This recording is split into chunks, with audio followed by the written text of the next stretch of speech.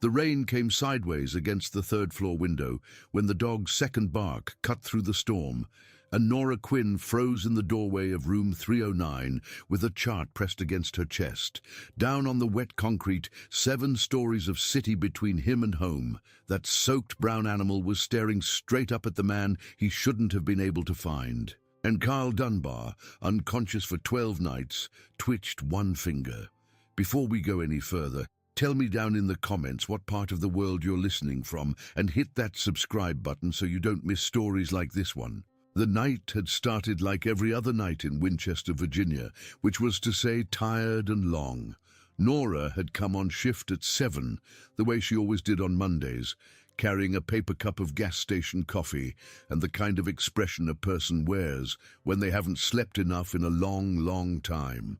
She was 34 years old, unmarried, halfway through the second year of a nursing career she'd started late after her mother's slow, awful death from a stroke back in West Virginia. She had freckles across her nose and a small silver cross on a chain her father had given her the day she graduated, and she wore it under her scrubs where nobody could see it. She was not a religious woman in the loud way. She was a religious woman in the quiet way, the kind that carries a small guilt into every room and tries to leave it a little cleaner than it found it.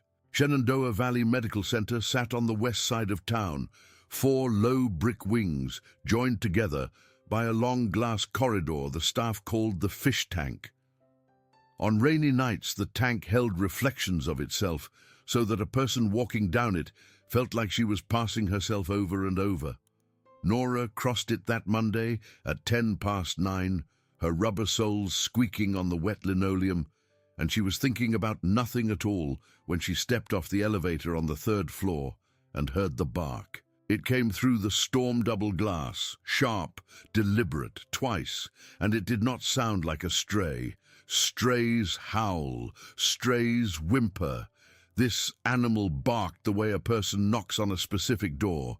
Nora stopped by the elevator bank and looked out through the window that ran the length of the corridor, and there he was, a big brown dog, ribs showing under wet fur, sitting on the sidewalk under the yellow light of the ambulance bay, staring up. Not at her, past her, at a window farther down the wing. She wrote it off. A dog in the rain was a dog in the rain. Half of Winchester walked a dog after dinner, and half of those dogs got loose from their leashes. She went to work, vitals, IV bags, the small choreography of the ward, and by the time she thought to look again, the concrete was empty and the rain was slowing. But on Tuesday night the dog was there again. Same time, same window, 2 barks and a wait. By Wednesday she was watching for him. She stood at the corridor glass at 8:55 with her coffee going cold in her hand and a strange tightness under her ribs. And at 9:02 he came around the corner of the parking garage like a person who knew the shortest route. He crossed the lot. He sat down on the concrete. He tilted his brown head up toward the 3rd floor and he barked twice, and then he waited. That was the first turn of the story, and Nora Quinn felt it the way a person feels a change in the weather. The dog wasn't lost. The dog was arriving.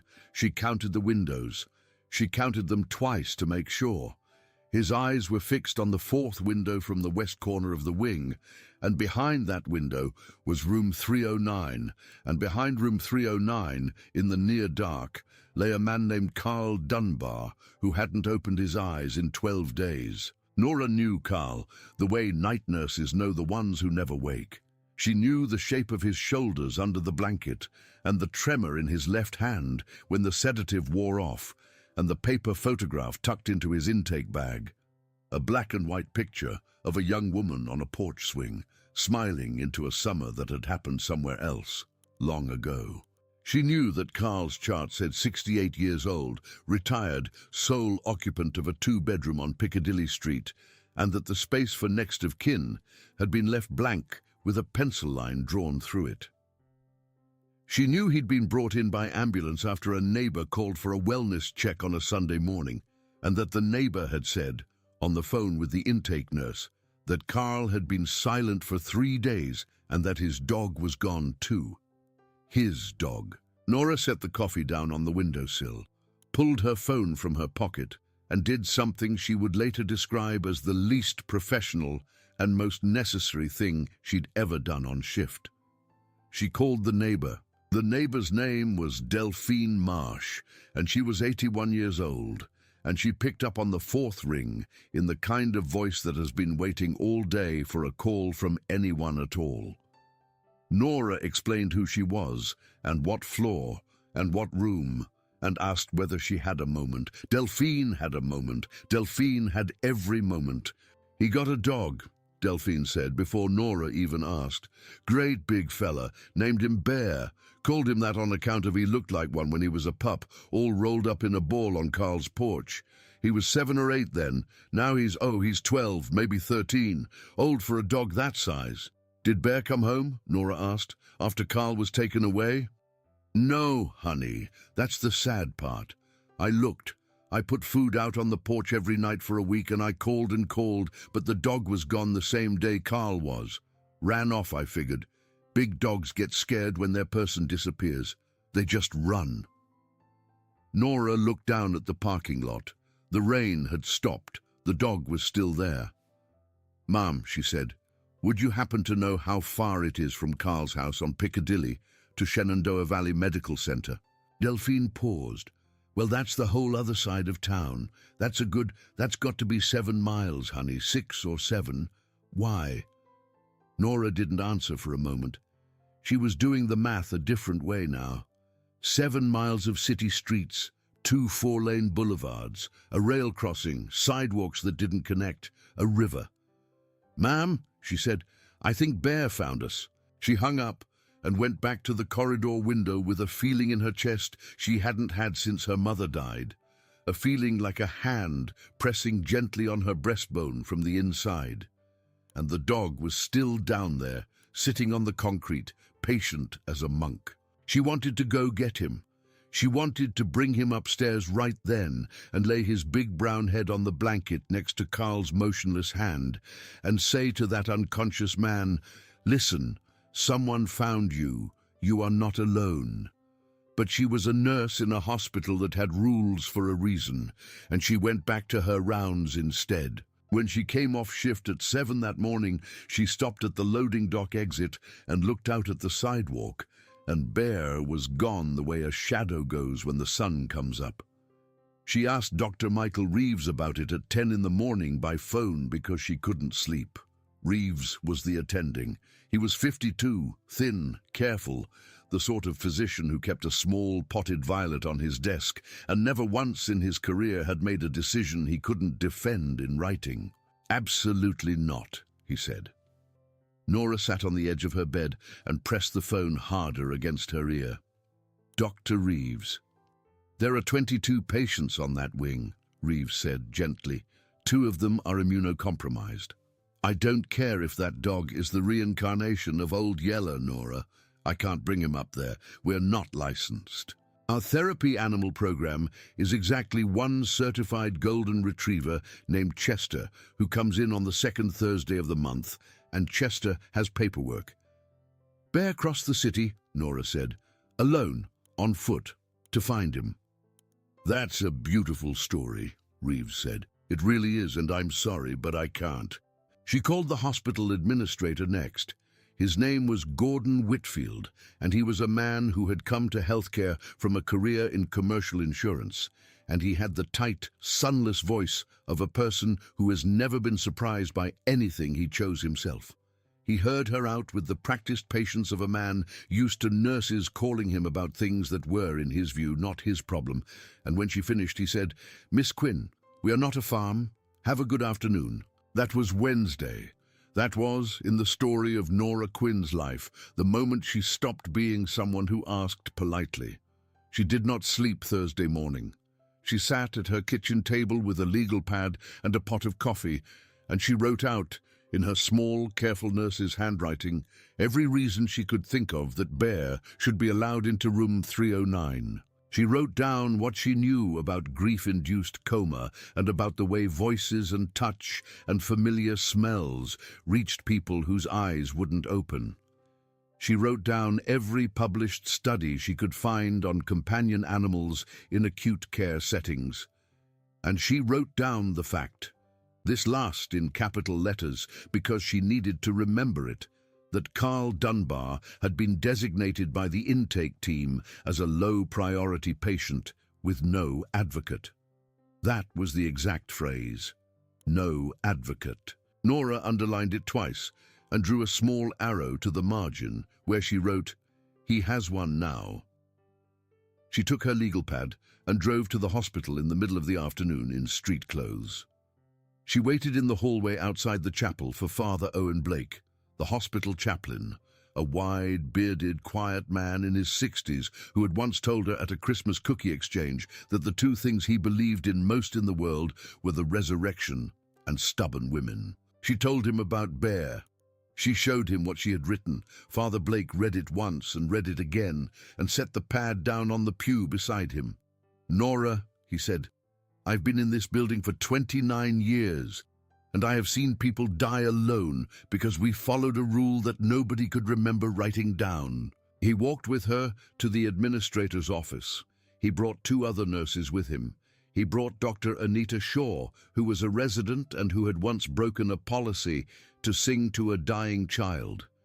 And he brought a handwritten note on the chaplain's stationery that used the words spiritual welfare and dignity in the same sentence. Gordon Whitfield looked at all of them across his desk, with the face of a man who had not planned for this Thursday. Then he did what small administrators do when they realize they are on the wrong side of a story. He pretended he had never been on the other side. He said with the smoothness of a riverstone, "Of course, we'll consider it a therapeutic visit. Signed off by chaplaincy, one time, off the record." Nora didn't smile. She said thank you and walked out of the office and went down to the loading dock exit and sat on a folding chair by the door and waited for 9 o'clock. At 8:58, Bear came around the corner of the parking garage. He was walking a little slower than the night before. His right front paw was favoring the concrete, and when he sat down under the yellow bay light, he did it the way an old man sits down. Carefully, with a small groan, Nora heard even through the glass. She stood up slowly, so she wouldn't scare him. She opened the door. She said very quietly, "Bear, come here, sweet boy. Come see him." He looked at her. He looked at the window. He looked back at her. He came. He walked past her into the loading dock with the calm, exhausted purpose of an animal that had done a hard thing for a long time and had one last hard thing to do. Nora took a leash out of the back pocket of her scrubs. She'd brought it from the animal control drop box in her car and clipped it on gently, and he did not resist. He leaned his shoulder against her thigh instead, the way a large dog leans against a person it has decided to trust. And she felt the wet warmth of him through the fabric. They took the service elevator up. Melissa Cole, a fellow night nurse and Nora's closest friend on the ward, was waiting on the 3rd floor with the door of 309 already open. The lights inside were low. Carl lay motionless under the blanket, his face turned toward the window, his mouth slightly open, his chest rising and falling with the slow, indifferent rhythm of the ventilator. Bear did not bark. He walked into the room like he had walked into 100 rooms in his life. He crossed to the side of the bed. He placed his front paws on the mattress rail. He pressed his nose against Carl Dunbar's forearm, right at the wrist where the IV line ran, and he made a low sound, something between a whimper and a groan, the exact same sound Delphine Marsh had described later as the sound Bear used to make in the mornings when Carl slept in past 6. Nora watched from 3 feet away, with her hand over her mouth. For a long time, nothing happened, and then, very slowly, Carl's fingers moved. His thumb straightened, his hand closed, slowly, with visible effort, with the kind of tremor a body makes when its owner has to send an instruction from very far away, and it closed around a fold of Bear's brown fur. The cardiac monitor climbed. Anita Shaw came running from the nurse's station and stopped in the doorway with her hand on the frame and her eyes wide, and she did not say a word. She just stood there and watched. Melissa began to cry silently, one hand against the wall for balance. Nora couldn't breathe. She could see Carl's chest under the blanket, and it was moving differently now, deeper, faster, with a purpose to it. She waited for the eyes to open. They did not open. They stayed closed. The hand stayed clenched in the fur. The monitor stayed high. But Carl Dunbar did not wake up that night, and after 15 minutes his breathing settled back into the flat rhythm it had held for 12 days, and the hand slowly relaxed. Dr. Reeves arrived at 10:10. He had been at home in slippers. He stood at the foot of the bed, and he looked at the chart, and he looked at the dog, who was now curled in a tight brown circle on the floor, with his eyes on Carl's face. And Reeves said, in a voice that was not unkind, "Nora, I need to warn you, that could have been reflexive." He gripped the fur, Nora said. Grip response is a spinal reflex. It can occur without consciousness. His heart rate went up. "So did yours, I imagine." She looked at him. "I'm not saying it wasn't real," Reeves said, more softly. "I'm saying, don't build a whole hope on one hand. Sometimes the body responds, and the person doesn't come back. I've watched families set themselves on fire, waiting for a reflex to become a resurrection. Please, bring the dog when you can, but be careful with your own heart." He went home. Anita Shaw stayed. Nora stayed. Bear stayed on the floor by the bed with his chin on his paws and his eyes half open, and every so often his ear would twitch toward the pillow as if he were listening for something on a frequency the rest of them couldn't hear. That was Thursday. 4 more days went by, and there were no more grips. There were no more heart rate spikes. There were no fingers moving, no eyes opening, no sounds. Carl lay under the blanket with the exact same expression he had worn for 2 weeks, the small, unremarkable weariness of a face that has forgotten it is a face, and the ventilator did its patient work. But Nora kept bringing the dog upstairs each evening. She brought him up through the loading dock elevator at 8:59, and she brought him to room 309, and she sat in the chair in the corner while Bear lay on the floor by the bed. Melissa brought him water in a paper cup that she refilled from the sink. Anita smuggled him strips of grilled chicken from her lunch. Even Dr. Reeves, one Sunday evening, came into the room, stood at the foot of the bed for a long moment, and then bent down and, without saying anything, put his flat hand on top of Bear's head. He held it there for a 5 count. Then he stood up and walked out without meeting Nora's eyes. She noticed something on the 4th night that she couldn't unnotice. Carl's chart said stroke. The stroke had been massive. The scans in the imaging archive were dark on the right side of the brain in a way that made the neurology fellow suck her teeth. But there was also, deep in Carl's intake notes, buried in a paragraph about medical history, a line that Nora had missed the first time. Patient reports history of anxiety and long-term grief. Spouse deceased, 10 years, per patient's stated PCP records. 10 years. Nora looked at Bear, curled on the floor. Old for a dog that size, Delphine had said. He was 12, maybe 13. She did the math again. Bear had been a puppy the year Carl's wife died. She sat on the edge of the chair with her hands folded in her lap, and she felt a small door open somewhere in the middle of her chest. She said quietly into the dim room, "Whose dog were you first, big guy?" Bear lifted his head and looked at her. He did not answer. He was, after all, a dog, but something in the way he looked at her told her the answer anyway. On the 5th night, a Wednesday, a small crisis broke over the ward, and Bear was almost the cost of it. The family of another patient, a Mrs. Halloran, 3 doors down from 309, had come to visit their mother and had heard a dog in the hallway. Their son, a tight, red-faced man in his late 50s, came out of his mother's room and marched directly to the nurse's station and demanded to know who had brought a filthy street animal into a hospital where his mother was recovering from surgery. Nora came out of 309 with the leash in her hand and Bear at her hip, and she met the son in the corridor.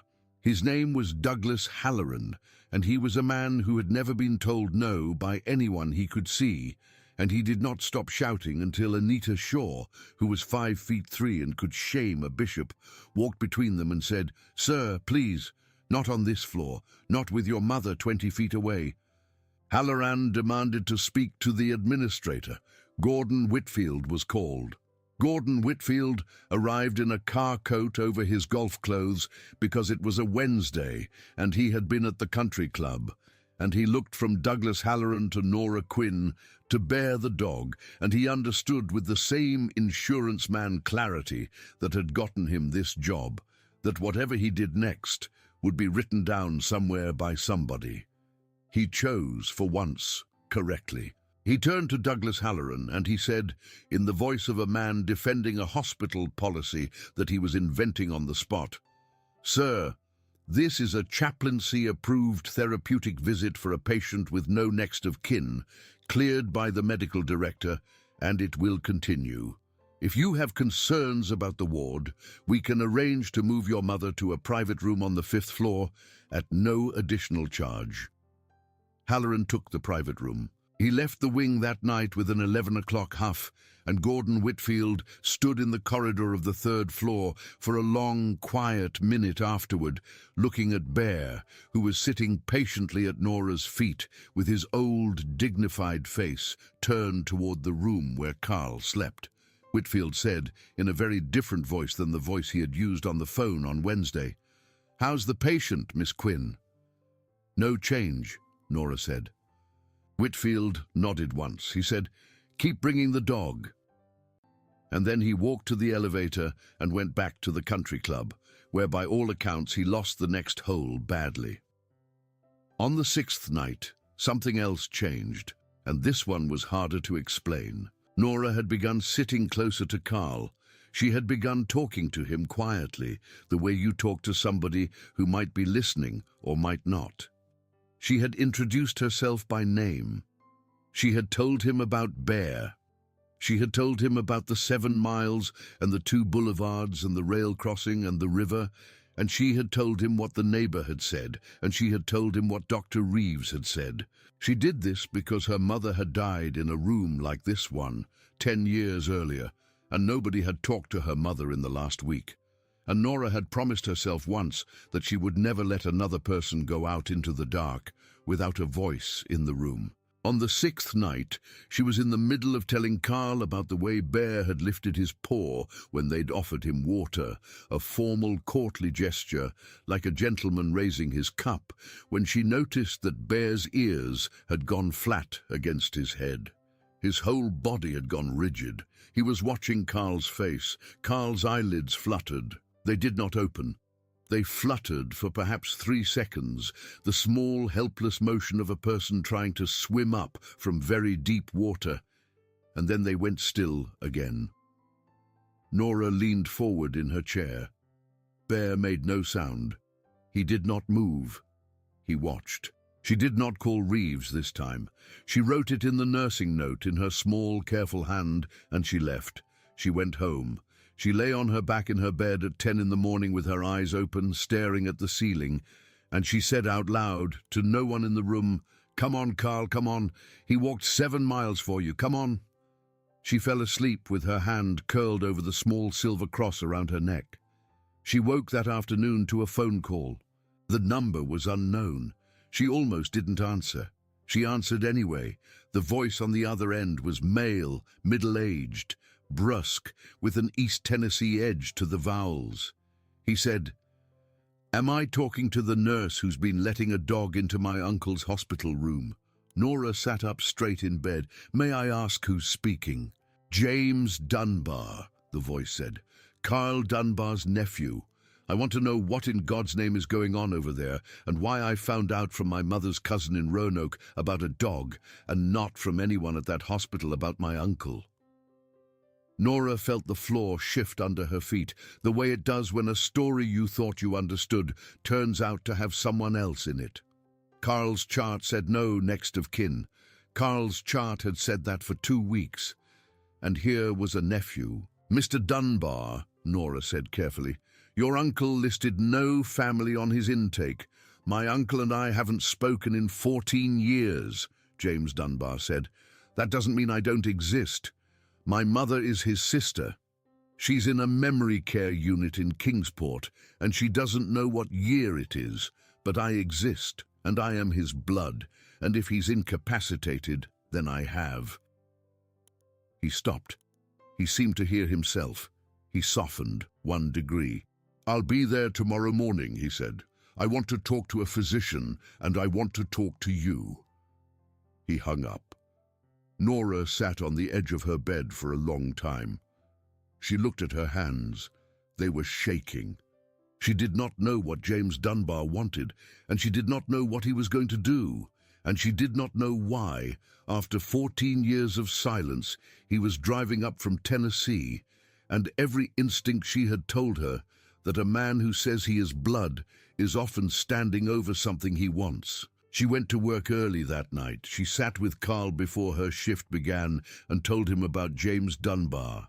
She said, "There's someone coming. You should know. He says he's your nephew. He hasn't seen you in 14 years. I don't know what he wants.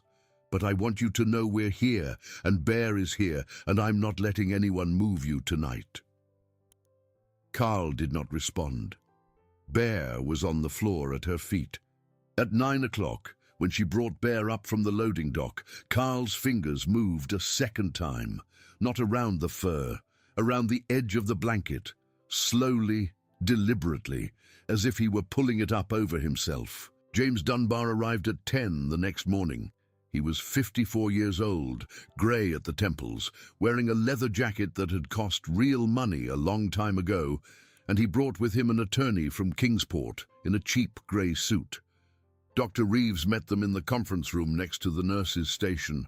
Nora, still on shift because she had refused to leave, sat in the chair across from James Dunbar with her hands folded and her spine straight. James wanted power of attorney. He wanted it right away. He wanted his uncle transferred to a long-term care facility in Kingsport where James could, as he put it, take responsibility. He wanted, Nora noticed, no medical questions answered before he asked about the property on Piccadilly Street and whether the house had gone into any kind of guardianship yet, and if not, who would be authorized to enter it. Dr. Reeves, who had put on his best jacket for this meeting and who spoke in the slow, measured voice of a man who has attended many, many meetings just like it, said, "Mr. Dunbar, your uncle is incapacitated. He has no advance directive on file. In the absence of a spouse or an adult child, the state of Virginia recognizes a hierarchy of surrogate decision-makers that includes siblings before nephews. Your mother, per your description, is not capable of serving. That would move you up the list. But before we do anything with power of attorney, sir, we would need documentation." James Dunbar produced documentation. He produced a birth certificate. He produced his mother's birth certificate. He produced a family Bible with entries. He also produced, and this was the part where Nora nearly stood up from her chair, a document dated 7 years earlier that appeared to be a personal note from Carl Dunbar to his nephew, thanking him for a Christmas card and mentioning the arrangements we discussed. Dr. Reeves took the document and looked at it for a long time. Nora watched his face. He looked up. He said, very carefully, "Mr. Dunbar, this letter is signed, but you understand we would need to consult with legal before honoring anything of this kind." "Consult," said James Dunbar. "Take your time.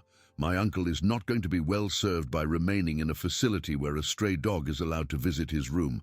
I want that on the record. I want it in the chart. My uncle has allergies." Nora spoke for the first time. "Sir," she said, "your uncle has owned Bear for approximately 12 years. James Dunbar looked at her. "Excuse me?" "The dog," Nora said. "The stray, as you called him. Your uncle raised him from a puppy. The neighbor confirmed it. I have her contact information if you would like to speak with her." There was a small silence in the conference room. The attorney from Kingsport looked at his shoes. James Dunbar did not answer for a beat too long, and in that beat, Nora Quinn saw something she recognized, the small, quick, private flicker in the eyes of a person who has just realized that a lie he prepared before he arrived is not going to survive the first hour. He recovered fast. "I don't have any information about a dog," he said. "That's not my area.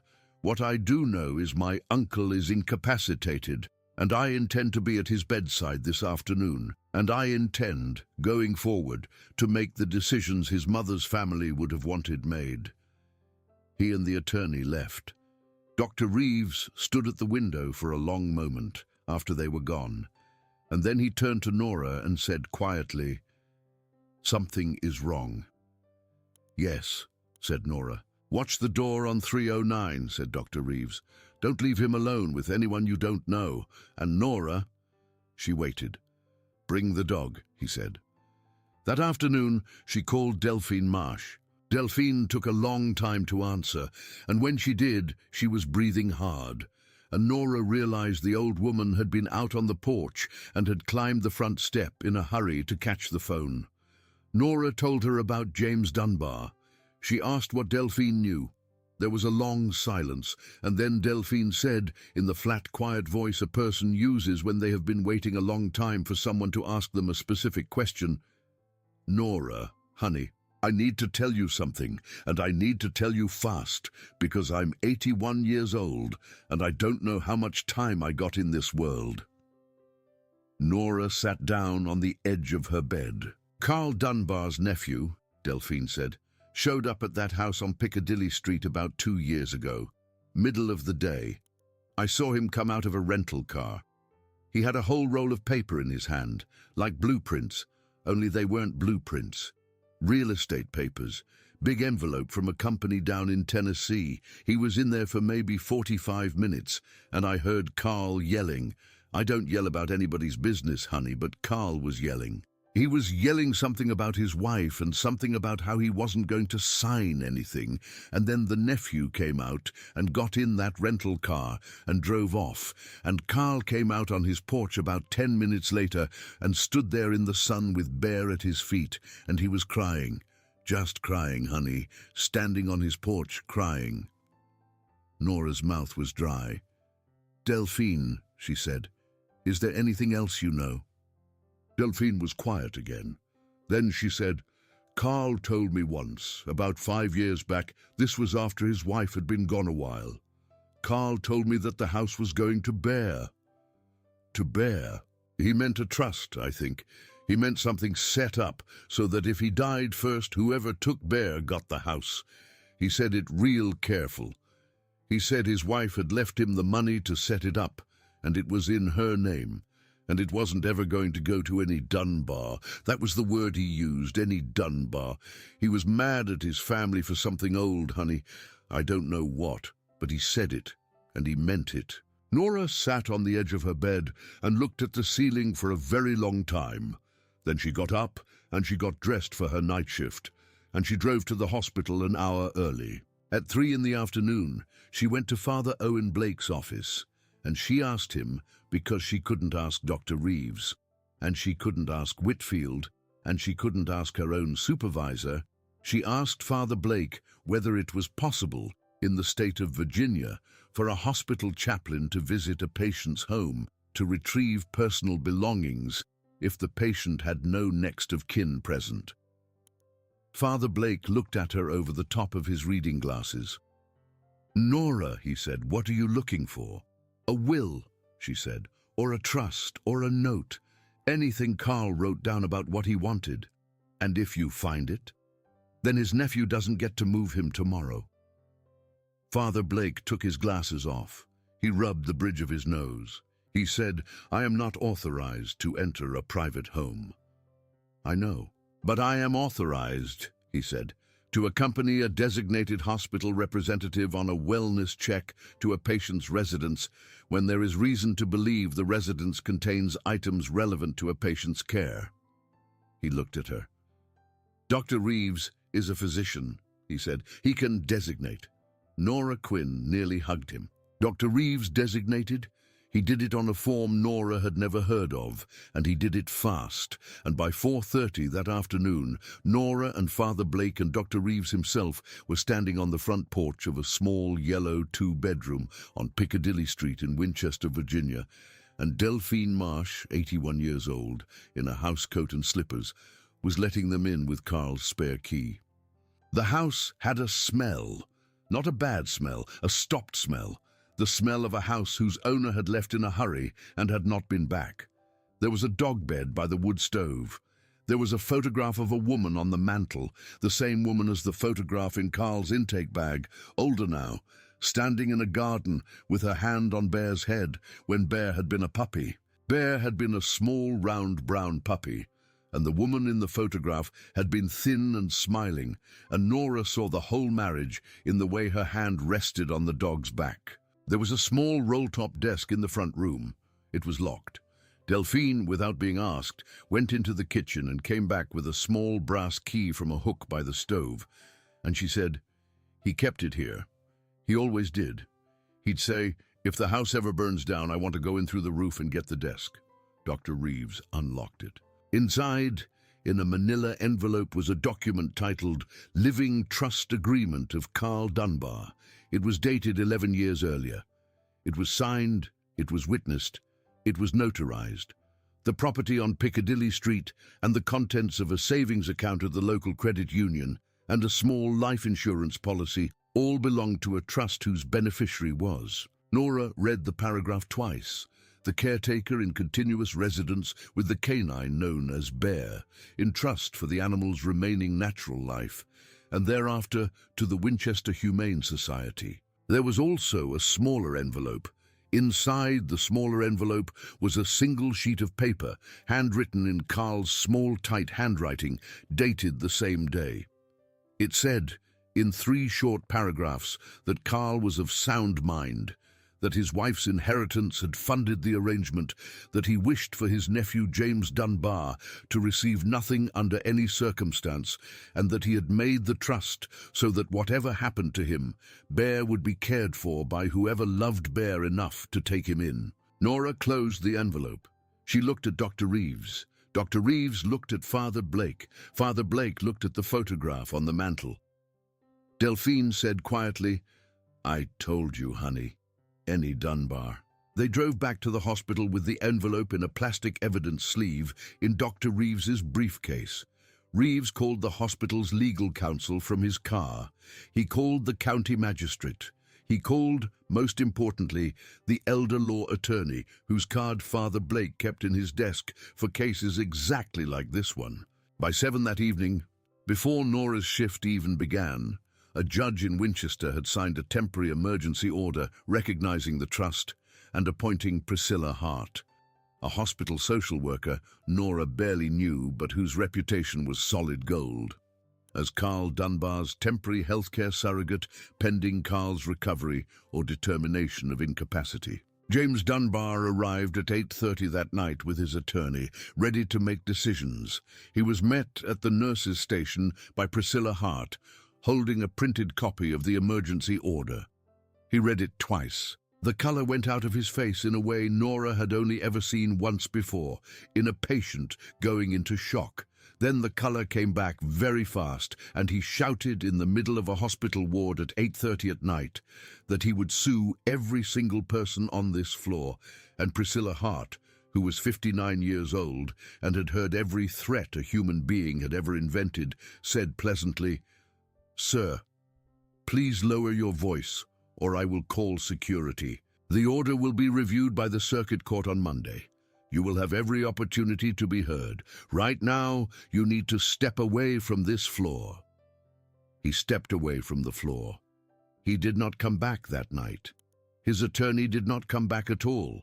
Nora would learn months later that the attorney had a small briefcase of his own to worry about in Kingsport, and had told James Dunbar in the elevator on the way down that he wasn't returning any calls after tonight. Nora brought Bear up at 9:02. Carl's hand moved again. This time it was the whole hand. It came up off the blanket about 2 inches, groping, and Bear pushed his head under it, and the hand came down on Bear's fur, and Carl's fingers dug in the way a person's fingers dig into a rope when they are pulling themselves up out of the water.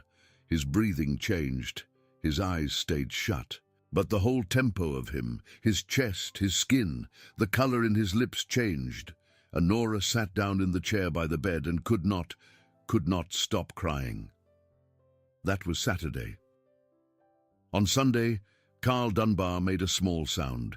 It was not a word. It was a sound in the back of a throat that had not made a sound in 19 days, and Nora, who had a hand on Bear's shoulder at the time, felt Bear tense the way an animal tenses when it hears its name from a great distance. Bear stood up. He put his front paws on the mattress rail. He pushed his nose against Carl's cheek. Carl made the sound again. Nora ran for Dr. Reeves. By the time she came back with Reeves and Anita Shaw and Melissa Cole, Carl's eyes were half open. He was not looking at anything. He was looking at the ceiling. His pupils were slow. His eyes closed again after about 15 seconds. But it had been 15 seconds of open eye.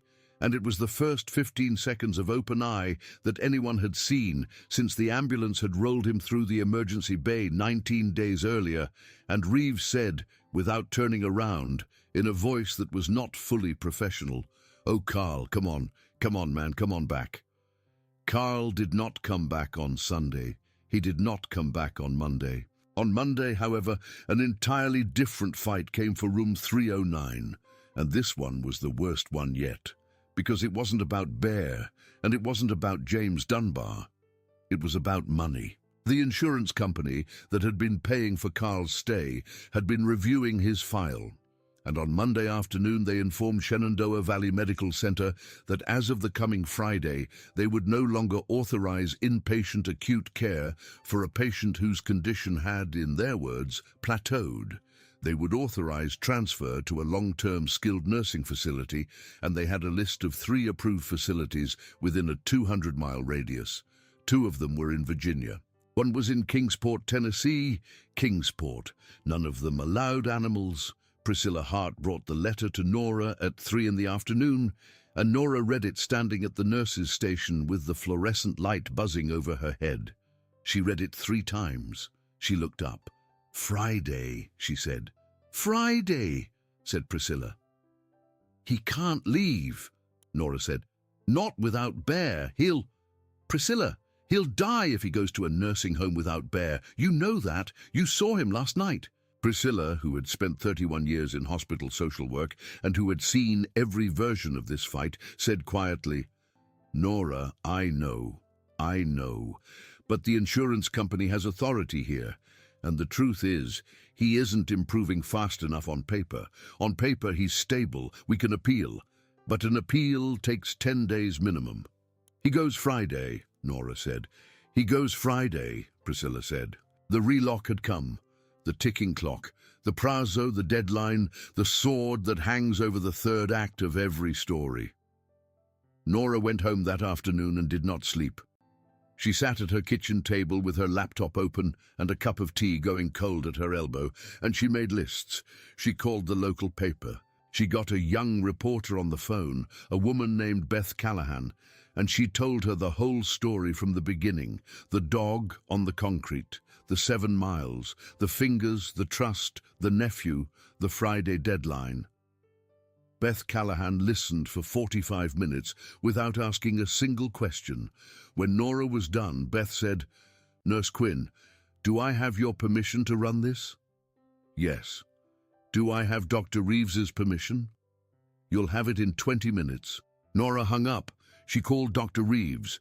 Dr. Reeves said yes without hesitation, and then he called Priscilla Hart, and Priscilla Hart called Father Blake, and Father Blake called the pastor of the Methodist Church downtown, and the pastor of the Methodist Church downtown called the pastor of the Baptist Church across the street, and the pastor of the Baptist Church across the street called a woman who ran a local dog rescue non-profit named Second Chances Winchester, And the woman who ran Second Chances Winchester called the president of the Frederick County Bar Association, who happened to be a friend of hers from law school and who happened to owe her a favor, and the president of the Bar Association called a young attorney named Raina Foster, and by Wednesday morning Raina Foster was standing in Dr. Reeves's office volunteering to represent Carl Dunbar pro bono in an emergency appeal.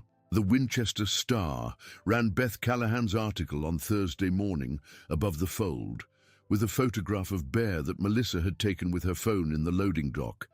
The big brown dog with his damp fur and his patient eyes, sitting under the yellow bay light. By noon Thursday, the article had been picked up by the Associated Press. By Thursday afternoon, it was on the national morning show's websites.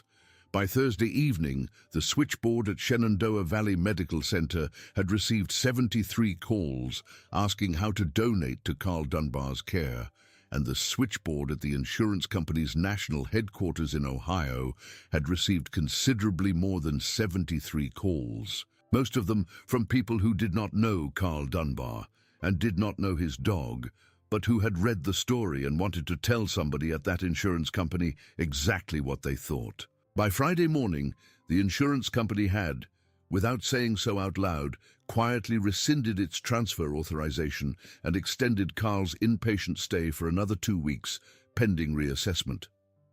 The letter arrived by fax at 8:45. Priscilla Hart read it aloud in the nurse's break room, and Melissa Cole put her face in her hands, and Anita Shaw did a small victory dance in her clogs. James Dunbar's attorney had already withdrawn. The circuit court on Monday had upheld the emergency trust order without hesitation. James Dunbar himself had left town on Wednesday afternoon and had not been heard from since. Priscilla Hart had received a single email from him 3 days later that read only in its entirety, "I hope you people know what you're doing." She had not responded. On Friday afternoon, the same Friday that had, only 48 hours before, been the day Carl Dunbar was supposed to be shipped to Kingsport. Nora Quinn came on shift at 3 in the afternoon, an hour early, because she had a bad feeling. She was right to have it. At 4:10, Carl's blood pressure crashed. He had thrown a small clot into his lung. It happened without warning, the way these things happen. His oxygen saturation dropped, his heart rate rocketed. The code team came running. Nora stood at the doorway of 309, holding Bear's leash and holding herself upright by leaning against the frame. And she watched the team move around Carl the way a river moves around a stone. And she said in her head, over and over, "Please, please, please." It was the first prayer she had ever prayed in the flat, honest voice a person uses when there is nobody else to talk to. They stabilized him. Barely. They put him on a different medication. They moved him briefly to the intensive care unit on the second floor. He was there for 6 hours. Bear waited on the third floor with Melissa the whole time and did not eat and did not drink and did not move from the elevator door. At 10:30 that night, Carl was brought back to 309. He was, in Dr. Reeves's terrible, careful language, still with them. But he was farther away again. The fingers did not move. The eyes did not open. It was as if the whole small progress of the previous week had been rewound and set back to the beginning. Nora sat in the chair in the corner of 309, with Bear's head on her knee. She said quietly, to no one in particular, "This is the part where you don't give up." Bear looked at her. He did not move his head. The next 3 days were the worst of Nora Quinn's professional life. There was no change. There was no small movement of the hand. There was no flicker of the eyelids. There was no sound. Dr. Reeves came in 3 times a day and looked at the numbers and said nothing at all. Priscilla Hart came in once a day and sat with Nora for a few minutes and drank a cup of coffee and left. Father Blake came in every evening and read a short psalm and left.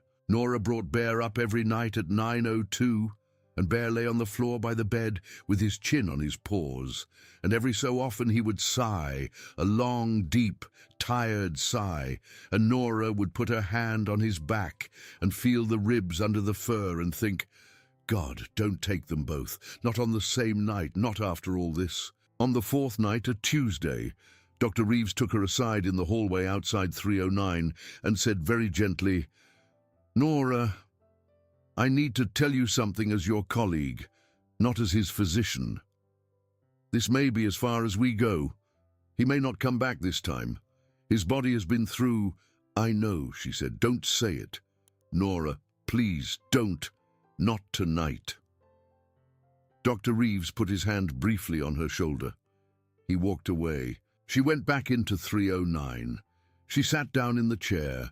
Bear was in his usual place. She looked at Carl's face, the sunken cheeks, the small, pale mouth, the 2-week-old stubble, and she thought about her mother 10 years ago, and she thought about a promise she had made to herself in a hallway just like this one, and she leaned forward in the chair, and she said, in a voice that was not quite steady, but was determined, Carl, my name is Nora Quinn. I don't know if you can hear me. Nobody knows if you can hear me.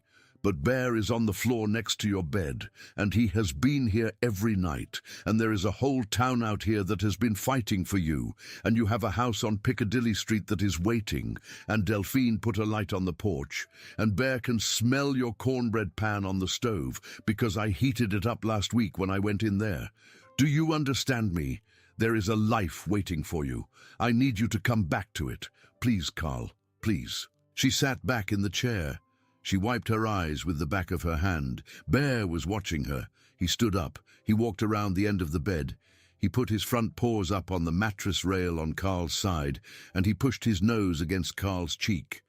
And he made, for the first time since he had come into this room, a small, high, almost puppyish whimper. Carl Dunbar opened his eyes on a Thursday morning.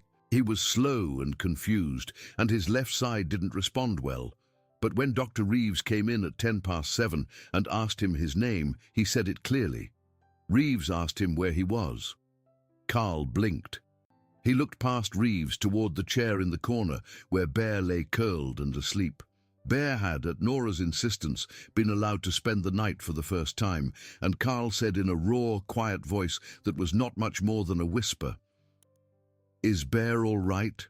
Dr. Reeves, Dr. Michael Reeves, of the small violet on the desk, who never in his career had made a decision he couldn't defend in writing. Dr. Reeves put both his hands over his face and did not speak for a full 10 seconds. Nora, who had come running from the nurse's station when Melissa buzzed her, stood in the doorway with her hand pressed against her mouth. She saw Bear lift his head from his paws. She saw Bear's ears go forward. She saw Bear stand up carefully, on old legs, and walk over to the side of the bed and put his chin on the mattress, right by Carl's hand. Carl said again, Is Bear all right? He's right here, Nora said. Carl turned his head very slowly. He saw Bear. He closed his eyes. He put his hand on the dog's head. His face, the small, unremarkable face of a man who had lived alone for 10 years, his face went through everything a face can go through in about 3 seconds. Grief, disbelief, recognition, and then, finally, a small, tired smile that Nora would remember for the rest of her life. You came, he said. Bear did not answer because Bear was a dog, but he stayed exactly where he was. And Nora Quinn, standing in the doorway of room 309 at 7:15 on a Thursday morning in Winchester, Virginia, understood for the first time, all the way through, down to her bones, why she had become a nurse. And Carl was awake for about 4 minutes that first time. Then he slept again, but it was sleep now, not coma. He was breathing on his own with only a little supplemental oxygen, and his color was better, and when Reeves came out of the room, he leaned against the wall of the corridor and said, Nora, I've been a doctor for 26 years. I've never... He stopped. He shook his head. Bring the dog every day, he said. Every day. I don't care what anybody says. The recovery was long. It was long the way real recoveries are long, slow, unglamorous, marked by tiny victories and setbacks. Carl had significant left-sided weakness. He had trouble finding certain words. He had periods of confusion, especially in the evenings. And there was a bad week in the third week when a small infection sent his fever up to 103, and Nora sat by the bed all night without going home. But he came back. He came back one small thing at a time, and every one of those small things had a dog at his side. He was moved to the rehabilitation wing on the 5th floor after 6 weeks. Bear went with him, because by then Bear was a fixture of the hospital in a way that made even Gordon Whitfield smile in the elevator. Priscilla Hart worked out an arrangement with a local certification agency that granted Bear, on the basis of exactly one polite interview, the status of an emotional support animal for one specific patient. Bear was given a small blue vest. He did not seem to know what the vest was for. He wore it with a certain quiet dignity anyway. Delphine Marsh came to visit on the 3rd Sunday, and when she came into the room, Carl reached up with his good hand and held onto hers for a long time, and did not let go. She sat on the edge of his bed with tears running down her face and said, "You old fool, you could have died. You could have died, and you didn't even leave the house key with anyone." "I left it with you," Carl said quietly. Delphine cried harder. James Dunbar did not appear again. His attorney sent one final letter through the mail, declaring without much conviction that Carl's mental capacity at the time of the trust's signing would be examined at a future date. Raina Foster, the young pro bono lawyer, wrote back one paragraph that ended with the words, "Your client is invited to file the appropriate motion at his own expense," and no further correspondence was received.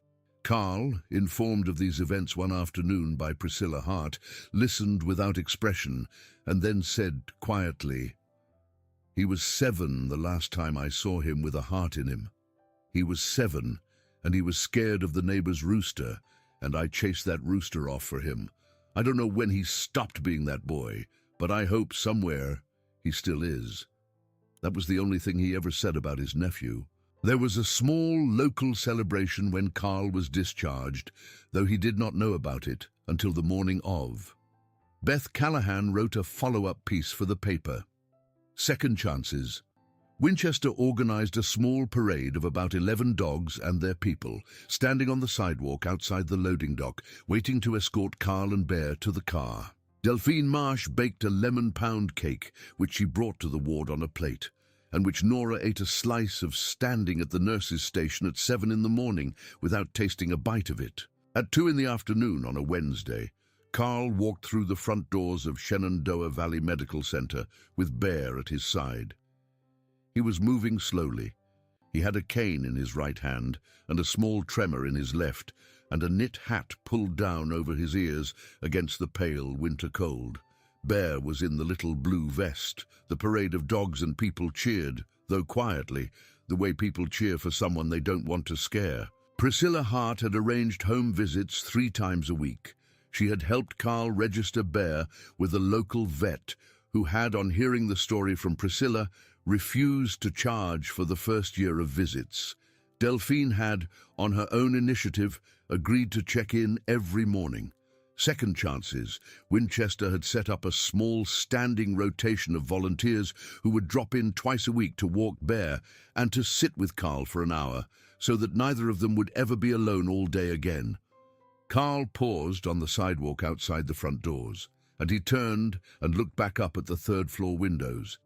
He counted them. 4 from the west corner of the wing. He raised his good hand in a small salute. Nora watched from the 3rd-floor window. She had, without knowing she was going to do it, put on her street clothes and stood there with her forehead nearly against the glass, and she was watching him wave, and she was thinking about a night a month and a half earlier when she had first seen a soaked brown dog on the concrete under the yellow bay light.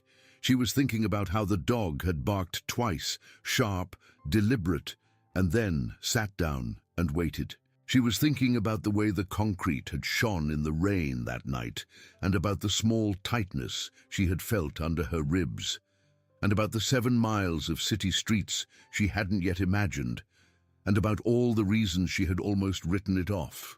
A dog in the rain was a dog in the rain, she had told herself. But it hadn't been a dog in the rain. It had been a promise keeping itself. It had been an old animal walking 7 miles through a city on tired legs because his person was somewhere in one of these buildings and he wasn't going to let his person be alone. It had been the last piece of a marriage that had ended 10 years earlier. A puppy a wife had brought home before she got sick.